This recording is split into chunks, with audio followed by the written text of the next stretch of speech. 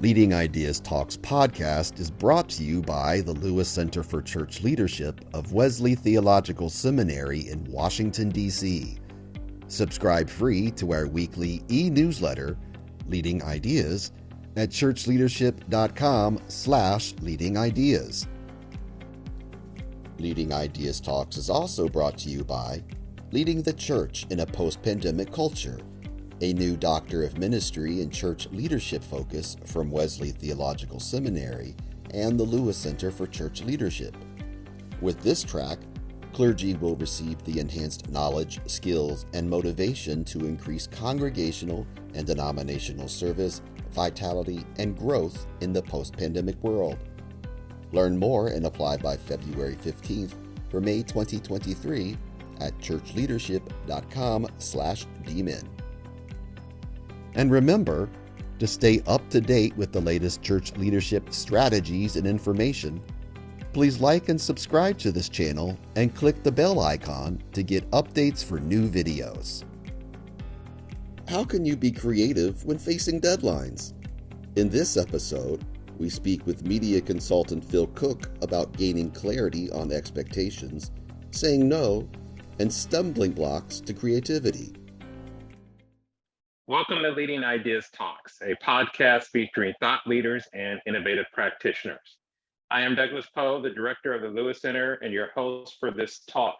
Joining me is Dr. Phil Cooke, media producer, writer, speaker, coach, the author of many books. His latest book is Ideas on a Deadline, How to Be Creative. Our focus for this podcast is creativity. Phil, I'm so happy to have you, and I'm excited because the last time we talked, it was just a fabulous conversation. Well, right, Doug, I'm thrilled to be here. This is so much fun. You're a great interviewer, by the way, so I'm always challenged when I come on. You put me in the hot seat. Well, you're a kind person to say I'm a great interviewer, but I think that you probably think quicker on your feet than most people I have met. So I'm not sure I put you in the hot seat. When you spend your life on a film set with the clock ticking and money going down the tubes, you learn to think fast. So that does help, I'll admit. That is good.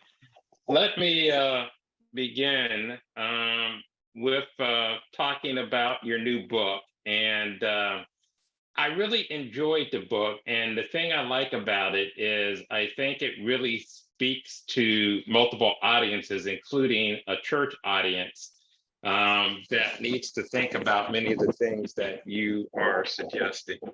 Absolutely. What's, to me, is the first question is sort of what sets your book and thinking apart on the subject of creativity from other people? That's a great question, actually, Doug. It's interesting that there's a ton of books on creativity. There's a lot of experts on creativity, a lot of blogs and social media feeds on creativity. But as I was looking over them a couple of years ago, I realized there's a lot on creativity. There's not a lot on being creative under pressure, particularly when you're operating at a really high level. And the truth is, you're exactly right. It's not just for creative professionals. Everybody, you may be a real estate agent, you may be an executive, you may be a pastor, a leader of some other kind, but we all have due dates. We all have projects that have to be done by next Tuesday or next Friday. And the truth is we live under this myth that we think that, I've got this report I have to do on Tuesday. I'd like another week. If I could have another week, it'd be amazing. But I'll come up with something. It won't be as great, but I'll come up with something. That's a total myth. I mean, you can have the breakthrough ideas you need when you need them the most. There's just some interesting techniques. And so all my life, I've lived under deadlines. I've worked in broadcast television. I've worked in advertising, and I've produced a couple of Super Bowl commercials. And I learned early on that they're not going to delay the Super Bowl because I can't come up with a good idea for a TV commercial. So pressure has been a part of my whole career. So I did two things. I used a lot of techniques I've used in the past in the book. I've also talked about a lot of research. There's some very interesting research out there. And then I also talked to an enormous number of high-level creative people, both here in Hollywood and in Madison Avenue in New York. And so I think it's the key to the book is it's not just being creative. It's how to be creative when the clock is ticking, when, the end of the runway is coming up fast, how to handle those moments when deadlines are looming. That's really the key.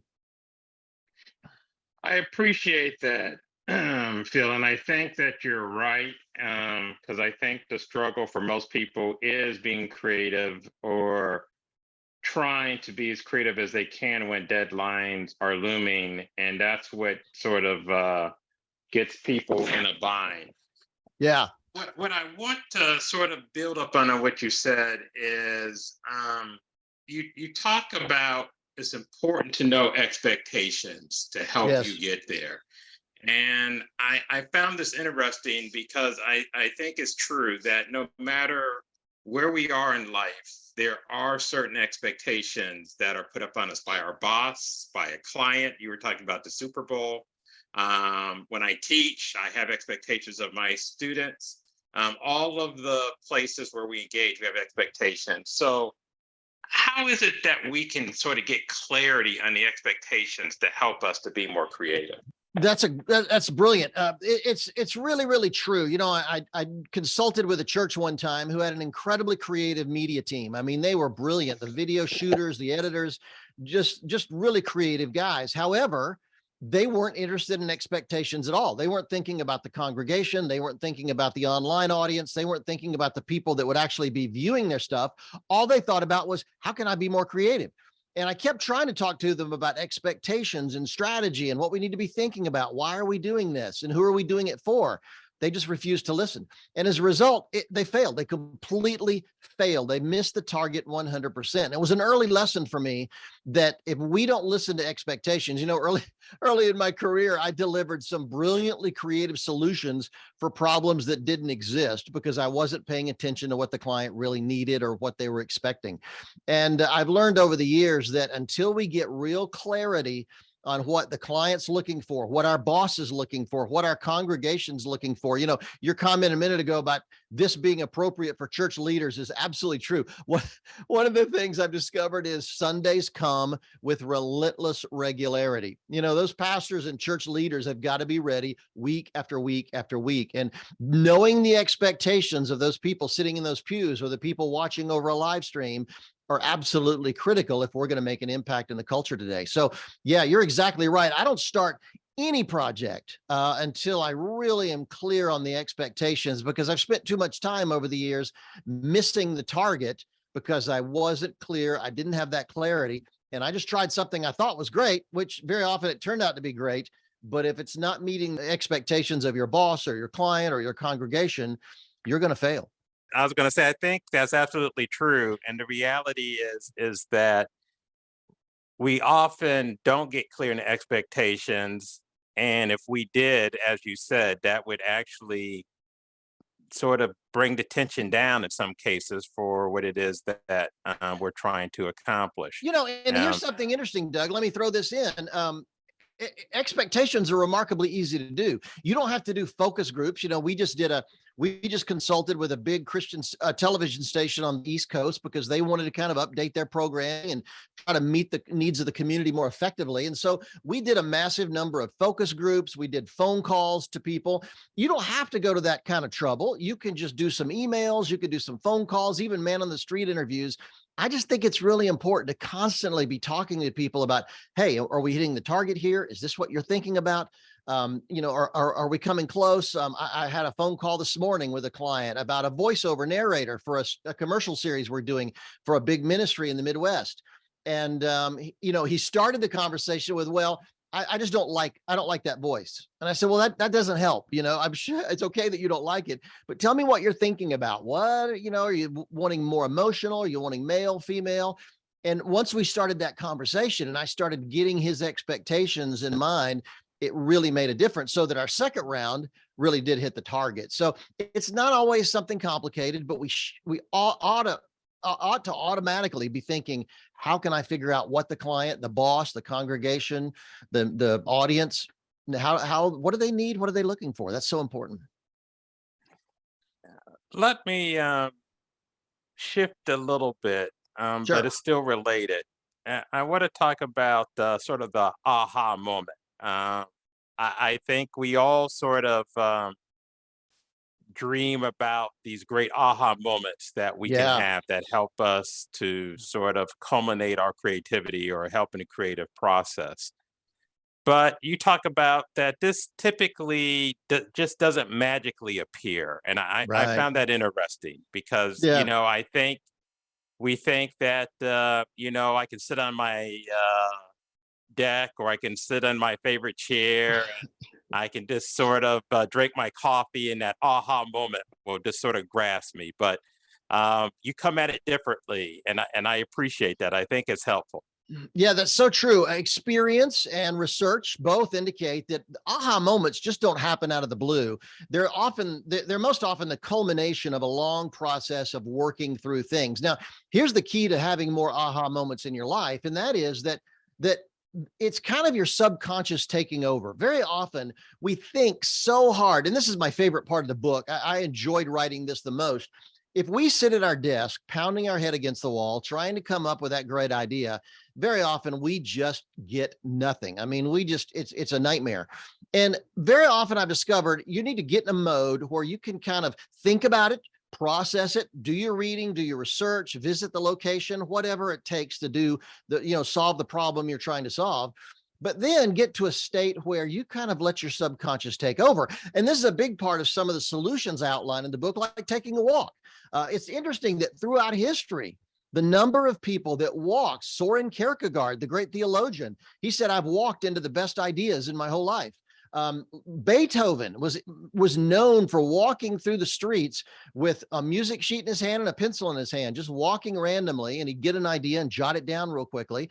And probably the most famous in my mind was Charles Dickens. He would walk literally up to 20 or 30 miles. People thought he had a mental problem because he loved walking so much, but that's what would trigger great ideas. And so, in fact, it's interesting that I was in London. I talk about this in the book. I was in London a few years ago and I picked up a little book called Night Walks, written by Charles Dickens.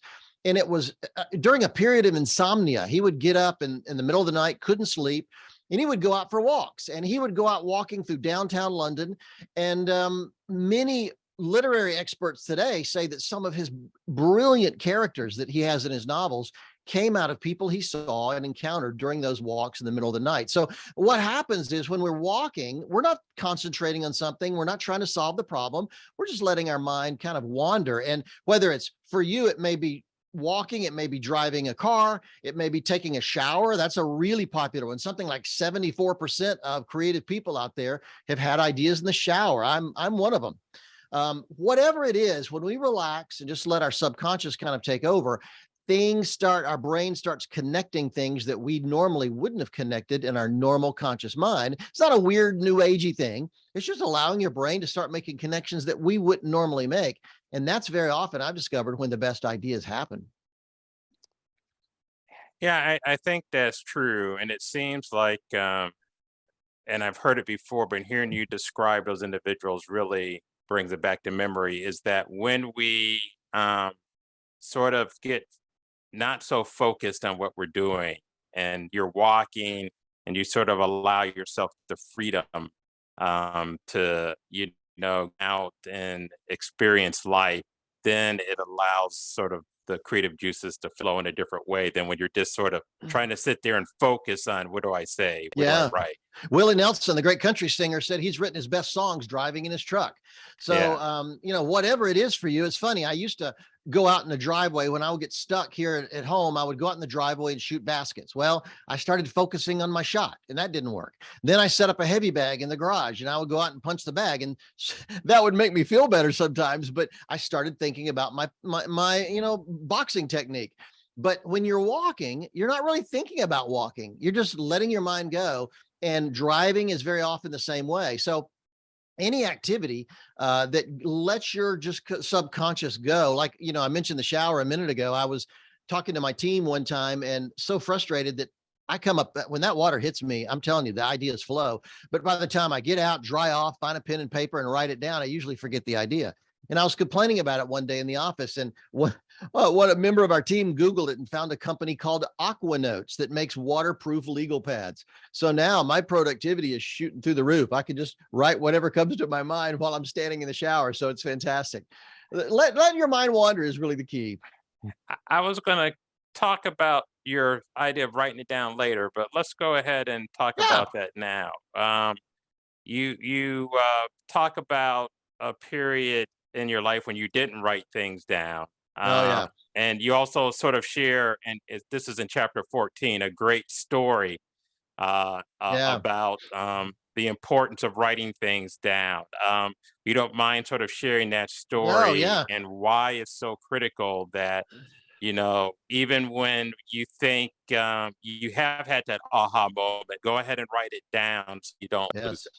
Yeah, ideas I've discovered are the most fragile thing in the world. And if we don't write them down, we'll forget them. Our brain is just not geared for having and holding ideas. It's interesting. I was at a Christmas party here in Los Angeles, where I live, a number of years ago, and I met a businessman from South Africa, and he was very wealthy. And I have the spiritual gift of asking what everybody else in the room is thinking. So I finally blurted out, "Well, how did you make your money?" And he said, "Well, Phil, it's interesting you ask." And he said, years before, back in the days of flip phones, remember the flip mobile phones?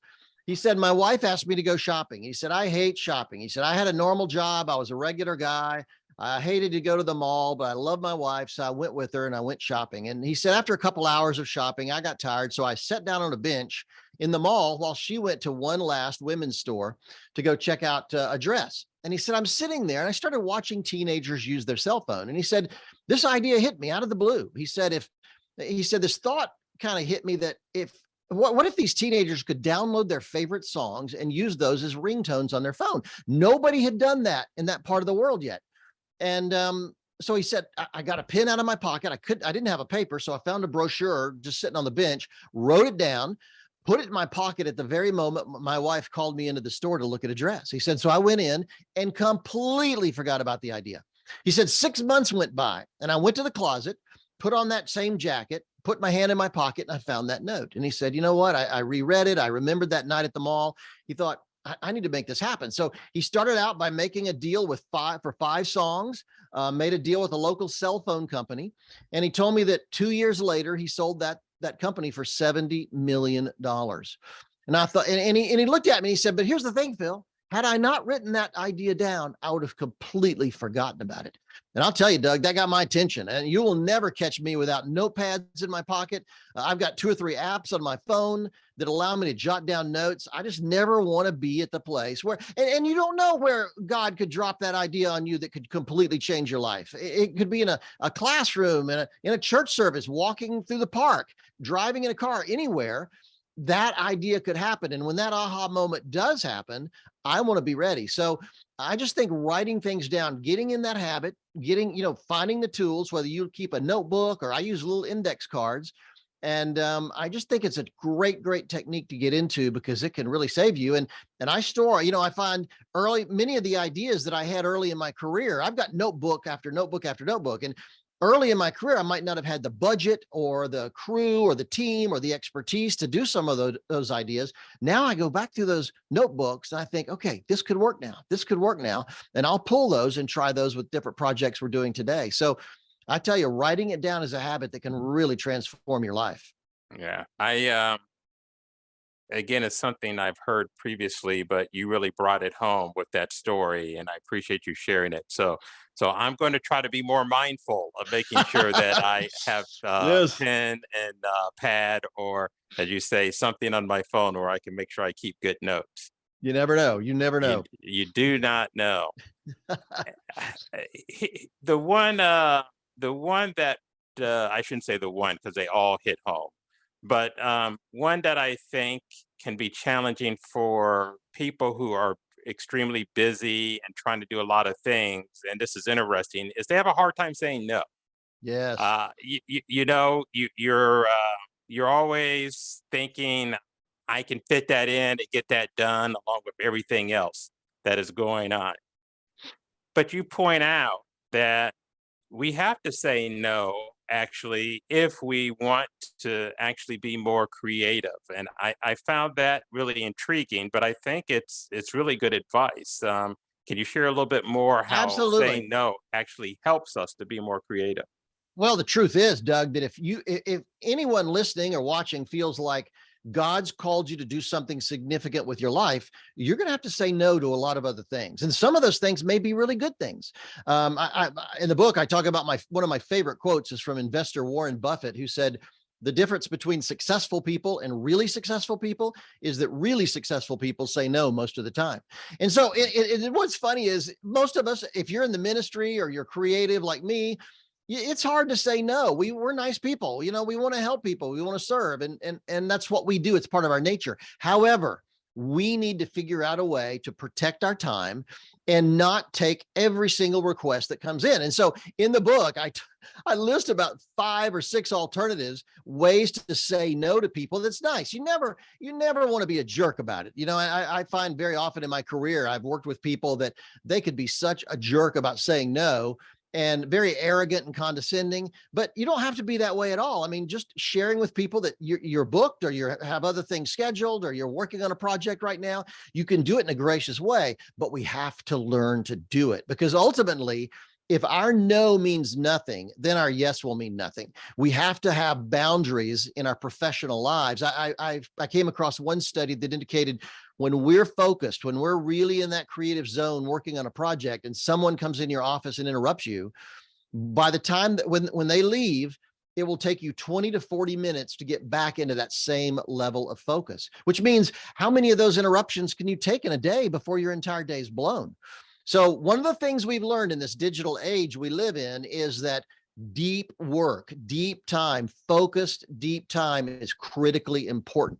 You know, there's not a single study that indicates multitasking does anything positive. I mean, it helps you do a lot of things badly, is basically the bottom line. In fact, one study indicates that when we multitask, we lower our IQ by about 10 points.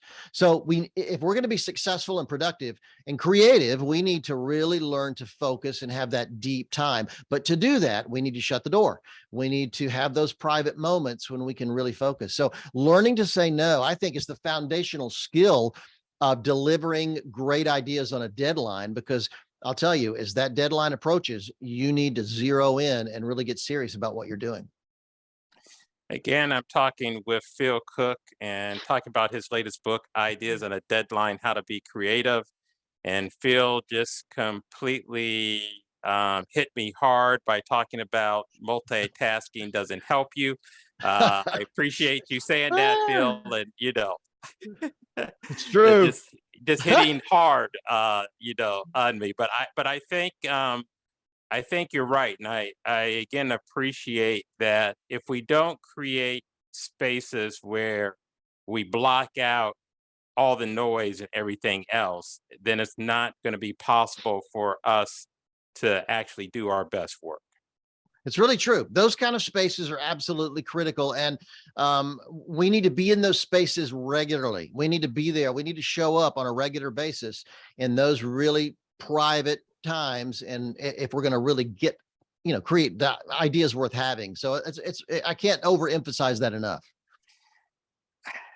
The other thing, and again, I shouldn't use this because they all struck me, but as I get more gray hair, let me put it that way. As I get more gray hair, I was encouraged to read that you say that, it's not that older people are less creative, because there's sort of this notion by some that as you get older, you become less creative.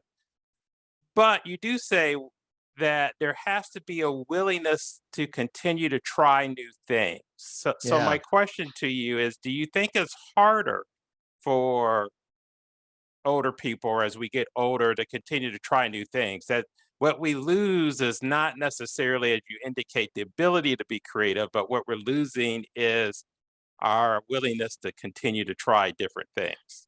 Yes. It's funny. Before we did this interview this morning on this podcast, I put my daughter and her husband and our 2 grandkids on a plane. They live in Nashville. And so they came to visit for a week. And I can tell you this, you spend time with your grandkids, you learn why we have children in our 20s, not as we get older. And, they wear me out. And so there are physical restraints, there are physical things that just cause us to want to slow down a little bit. As we get older, we just naturally want to, we're not willing so often to take the risk that we were in our 20s or 30s. But the truth is, we need to stay engaged if we're going to stay creative. And like you say, the research I talk about in the book indicates that there's not a shred of research that says we get less creative as we get older. In fact, I showcase in the book a number of people that are brilliantly creative in their 70s and 80s and even 90s. And by the way, while I'm on this subject, there's also no research that indicates some people are born creative and some aren't. Whenever I speak on this topic, I always get somebody that comes up afterwards and says, Phil, that's great, but I was, I'm just not creative. I wasn't born creative. That's a myth, total myth. There's no indication, no research whatsoever that some are born creative and some aren't, but it's like a muscle. We have to use it. And like you say, we have to be engaged. We have to be reading, looking at the culture, looking at, that world that you live in. I have a friend who's in the logistics. She works in the logistics world. She's been an executive for a big delivery company all her career. And she's quite brilliant. And she's now on the board of a couple of major Fortune 500 companies. And even though she's retired, she's still plugged in. She's still talking about logistics all the time. She's reading about it. She's studying it. She's talking to people about it. So as long as she does that, she's going to be creative as long as she wants. So I just think that as we get older, we naturally, might want to physically slow down a little bit and think that we're getting less creative, but it's not the case. So I will say this, when it comes to churches in particular, very often I'll consult with churches and I'll be working with their creative team. And I'll very often see that a pastor or an executive pastor or other leader will kind of defer to the younger voices in the room. And I'm glad that we have younger people in the room. I'm thrilled that younger people want to get plugged into leadership roles at church. However, I would say, don't stop listening to those older creative voices on your team. And if you're one of those older members of the team, don't automatically step back for a younger person, because your ideas are still valid. The experience that you bring to the table is so important. So I really, I kind of get passionate about that, because I just see so often how older professionals, older creatives, older ministry leaders start to feel marginalized. They start to feel they're not being listened to, but nothing could be more damaging to a church or a ministry. We need those voices and we need to hear. Now, one thing that I have learned is in writing the book is that we don't get less creative as we get older, but we do change our perspective on creativity, which is even a better reason to keep the older voices on the team, because they look at creativity from a different angle and a different perspective. And it's always great to have that kind of diversity on a team when you're being creative. So yeah, you're exactly right. I just don't think that there's any research that indicates we get less creative as we get older, as long as we're still exercising that muscle, staying engaged, learning, growing. I have a quote on my desk, a little metal brass quote on my desk from Michelangelo that at the peak of his powers, he said, "I'm still learning." And I just want to be that way until the end. So I think that's critically important. We've talked a lot sort of about some of the things related to creativity, but I think one of the most helpful things in the book, and the reason individuals certainly should pick this up, is you talk about what do you do when you hit stumbling blocks? I mean, if you're in any profession, you're going to hit stumbling blocks. And this is particularly true of pastors. It might be with a sermon, or other church leaders with ministry ideas. How do we try to do something different to make this ministry be more fruitful? Can you share? I know you don't want to share them all because we want people to get the book, but can you share a couple of things that can help us to think about some of the when we hit those stumbling blocks? What do we do to sort of get the creative juices flowing again? Absolutely. And it's interesting that the first thing I do is get out of there. Like I said earlier, if I'm stuck on an idea and I'm sitting at my desk and banging my head against the wall and nothing is working, I get out of there. Very often I'll take a walk, I'll take a drive, but there are a lot of other things. One of the things I've discovered personally is I hold back as long as I possibly can. For instance, if I'm writing a book, if I'm working on a book, I just literally started working on a new book yesterday. And what I often do is I don't start writing right away. I research, I read, I study, and I actually hold off writing as long as I can. I'm also working on an advertising campaign for a ministry in the Midwest. And I've got to write some television commercials, but I'm holding off as long as I can. And what happens is, while I'm holding off, those ideas are bouncing around in my head. I'm thinking about them. I'm cogitating on them. I'm doing the research. And when I finally sit down to write, it's like the dam breaking open. It's like, I can't help it. I can't hold it back anymore. And I sit down and those ideas flow. Very often they'll flow so fast, I have trouble keeping up at my laptop. So first of all, don't start too soon. I think that many people hit that creative wall because they simply started too soon. What we call writer's block happens, I think, because you're just not fully ready to sit down and write. So hold it as long as you can. Certainly it'll make you nervous because you'll see the deadline coming up. Pilots tell me when they see the end of that runway approaching on a takeoff, their blood starts pumping and their adrenaline starts flowing. Things start happening. It's the same way with creativity, but as long as you can hold off, that's a great thing. Another idea is go to the source. I tell pastors especially, if the problem, stop meeting in conference rooms. I'm so sick of meeting in conference rooms. If the problem is in the parking lot, have the meeting in the parking lot. If the problem is in the educational building, have the meeting in the educational building. I'll tell you, it'll change your perspective and change the quality of your ideas if you start having the meeting where the problem lies. In the book, I talk about when we moved to California, we stopped in Las Vegas for a few months. My wife's family lived in Vegas. We were living in Oklahoma, and we were moving to LA. And we stopped in Vegas for a couple months so we could stayed with my in-laws, so we could look for a house here in Los Angeles.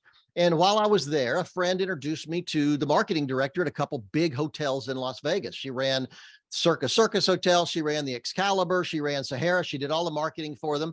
And she hired me to be a copywriter for them. So I was writing advertising and I was naming menu items and I was coming up with TV commercials and all kind of stuff. And it was a job to help me bridge over to when I came to LA. But one of the interesting things was this was the time when Vegas was trying to be family friendly. And Circus Hotel opened what was the largest dome covered amusement park in the world. And it was designed for little bitty kids. And so they came to me and said, hey, we've got to name the rides, come up with names for all the rides in the amusement park. And so I tried for a week. I was just beating my brains against the wall and nothing was coming and nothing was working. So I decided, hold it a second. These rides are for my kids, my daughter's age. So I called Kelsey's teacher, second grade teacher. And I said, look, can I come in for an hour and talk to the kids about this? And she said, sure, come on in. So I sat down with the kids, second graders. And I said, okay, we've got a roller coaster that goes through the desert. Some kid yelled out, Canyon Blaster. Okay, check. I did another one. Okay, this flips you upside down and all around. Another kid yelled out, Road Runner. Check. So I went down the list, and these kids, second graders, named all the rides. And I took them the next day, literally didn't change hardly anything. Took them the next day and presented them to the Circus leadership team. They didn't change a single name. And we went back 30 years later, a couple of years ago, we went back 30 years later and took our grandkids to the amusement park, and the rides are still there and they're still called by those names. And so I learned, go to the source, go to the people that can help you the most. I mentioned focus groups and phone calls and man on the street interviews earlier. That's a great tool. Don't feel like you have to come up with everything on your own. Very often you can break through that block by going out and talking to people who will be affected by it or who have more insight than you do. And you'll be amazed how often that will trigger great ideas. Bill, once again, it's been fantastic having this conversation with you. As we get ready to end, I want to end on what I think is something that is just really critical for all of us, and it's how to make our dream somebody else's dream. You name it differently. Of course, you say how to make your dream their dream. Yeah. But what are some things to keep in mind when you're pitching ideas to others? I mean, you just named a couple as you were talking about, go to the source. But as you think about when you're trying to get people to connect with what it is you're doing and to really make our dream their dream, what are some of the things we need to keep in mind? It's funny working in Hollywood, working in advertising the way I do, I'm pitching ideas constantly. I'm always pitching them to a studio or a producer or a client, a pastor, maybe. And the truth is all of us pitch ideas constantly. I mean, if my wife wants me to take her out to dinner tonight, she's going to pitch me on the idea. If I want to get romantic with my wife, I got to pitch her on the idea. We're constant. You want to raise at your work, you got to pitch your boss on the idea. So I think all of us need to think seriously about our skill and our ability to pitch ideas to other people. It's so very, very important if we want to get them accepted. And some of the ways to do it, I think, are very critical is number one, be brief. get to the point right away. So often people will pitch me an idea and they talk and they talk and they talk. Literally, a guy called me last week and he had an idea he wanted to pitch me. And I blocked 45 minutes to an hour to talk to him on the phone. And he started off, he said, this kind of started 30 years ago.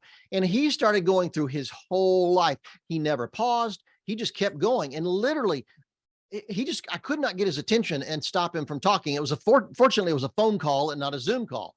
So while he was talking, I just put him on the speakerphone and set up the lighting and the camera for a podcast I had to do that afternoon. Then I answered about 20 emails.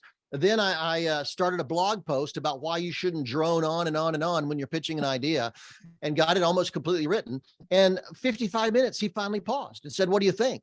And I said, "I don't know. We booked an hour for this. I don't really have time to respond. I've got to go to another meeting." And we moved on. And so I think number one, be brief, get to the point. The people you're pitching to are usually busy. So be brief, get to the point, and come with 2 or 3 ideas. You don't have to pitch them all, but very often, if they don't like your first idea, they're going to say, "Okay, what else you got?" And if you don't have anything, you're done. So, don't just come with one idea. Try to have 2 or 3. Another good idea is the slickest presentation rarely wins. It's really not about, how slick your presentation is. It's how good the idea is. Really hone that idea, make it work. Another idea is don't bug people. Very often someone will come into my office, pitch me an idea for a television program or some other idea. And on their way home in the car, they'll call me to say, "What'd you think? You going to do it? Give me a little time to think about this. Give me time to talk to my team about it." So don't bug people over the idea. I think that's important. And the last thing I would say, and I throw this in because I think it is important. Very often you'll you'll schedule an appointment to go pitch your idea to somebody. It could be the pastor. It could be your boss. It could be a client. Who knows? An investor, potential investor, a donor.